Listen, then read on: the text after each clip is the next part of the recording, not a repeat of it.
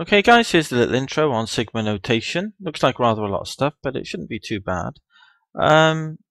Basically, if we have a set of numbers, like here's a couple of examples, 3, 6, 9, 12, 15, 1, 2, 4, 8, 16. The three dots means that the sequence continues on indefinitely. So, for example, this is a list or a set of just 5 numbers, isn't it? But this represents a sequence, an infinite sequence of terms or a set of terms. And then from these set of numbers then, be it a finite set or even an infinite set, we can form what we term a series or a sum. So just add them all and you get the sum of the set, don't you? We call that a series. And the same goes for the second set. We could write down 1 plus 2 plus 4 plus 8 plus 16 plus ... It just means that sum continues indefinitely, yeah? It's an infinite sequence. This is a finite sequence. So you've got finite series and infinite series, yeah? This would be the last term in this sequence because it's a finite sequence.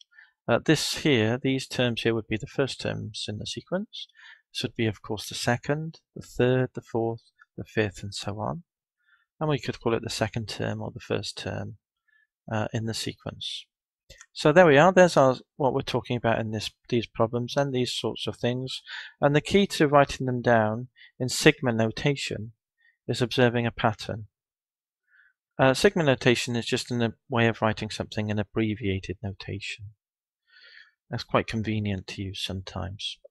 So we observe a pattern, and then the key is finding a counting digit, basically. So I've just done a couple of examples here.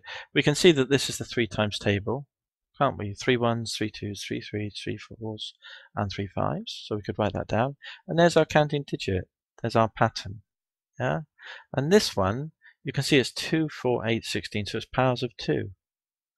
This is 2 to the 1, this is 2 squared, this is 2 cubed, this is 2 to the power 4, and 1, well 2 to the power 0 is equal to 1, isn't it? So you could write 1 as 2 to the power 0 to maintain the form and structure of the sequence or series.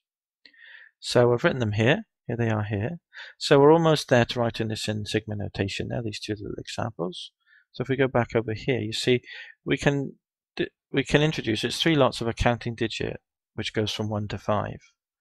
So yeah, 3 lots of each time, isn't it? So you can write 3r when r is 1, 3r when r is 2, when r is 3, 4 and 5, and that's it. So basically what we want to do to write this whole sequence down then is we want to be able to sum the 3 r's, and we start from 1 and go to 5, and this is how we write it.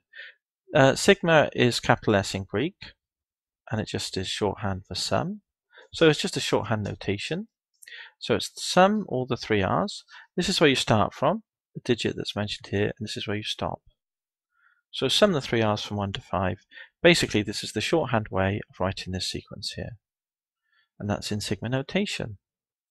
If you're looking at this one here, the other example, you can see that you've got 1, 2, 4, 8, 16, powers of 2 we said. The first one was 2 to the 0, then 2 to the 1, 2 to the 2, 2 to the 3, and 2 to the 4. And you'll notice that our counting digit is not on ground level now, it's at the index, isn't it? In where the index is, 0, 1, 2, 3, 4. These base numbers are all 2s and they stay constant. So we can write this as 2 to the r when r is 0, 2 to the r when r is 1, and the same goes for 2, 3, and 4, 2 to the r each time.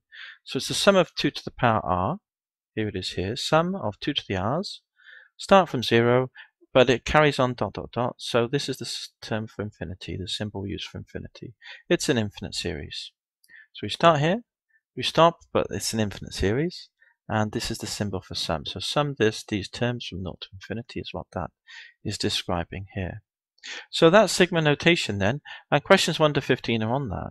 But we can also, once we've got terms or series in Sigma notation, we can of course do the reverse, can't we, which is a slightly easier process. And questions 16 to 30 consist of examples where we do that. So for example then, if you have this sum from 1 to 3 of 2r plus 1, then it would be 2r plus 1 when you start from 1, then 2r plus 1 again when it's 2, and the last term is when you stop when r is 3 is 2r plus 1. So put 1 in, you get 2 1s, a 2 plus 1 is 3, so there's the 3. 2 2's plus 1 is 5, so you can write 5, and 2 3's plus 1 is 7, so you've got 3 plus 5 plus 7.